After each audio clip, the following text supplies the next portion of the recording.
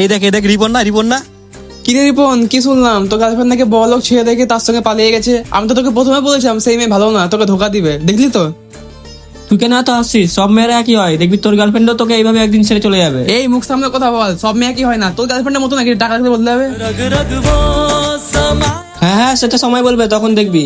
আচ্ছা যা তখন দেখবো। আরে ভাই, পরে দেখার কি আছে, এখনই তো একবার ট্রাই করলে হয়। আছে তো আমাদের বড় লোকের ছেলে রনিত, একবার সন্দীপের গার্লফ্রেন্ডকে ফোন লাগাতো। হ্যাঁ রনিত, ফোন লাগাতো।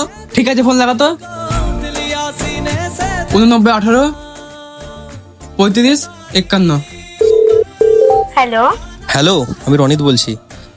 আমি তোমাকে অনেকদিন থেকেই একটা কথা বলবো ভাবছিলাম। আসলে আমি তোমাকে অনেকদিন থেকেই পছন্দ করি।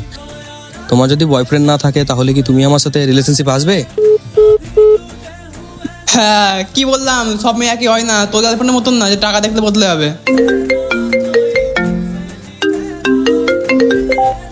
রনিত বলতে সেই বড় বিজনেসম্যানের ছেলে? হ্যাঁ। সরি, ভুল করে ফোনটা কেটে গিয়েছিল। আর হ্যাঁ, আমার কোনো বয়ফ্রেন্ড নেই, আমি রিলেশনে আসার জন্য রাজি আছি। আমি স্বপ্নেও ভাবিনি সেই মানুষটা এত সহজেই বদলে যাবে। প্রথমে কথা বদলে যাবে, তারপরে ব্যবহার বদলে যাবে, দিন শেষে তার করা সব প্রতিশ্রুতিগুলোই বদলে যাবে। আমি তার ব্যাপারে লোকেদের বলতাম যে সেই মানুষটা যদি বদলায় আমার নাম বদলে দিও, কিন্তু কখনো এটাই ভাবতে পারিনি যে আমার থেকে বেটার অপশন পাওয়ার পরে সে আমাকেই ভুলে যাবে। कभी चुप चुप रहे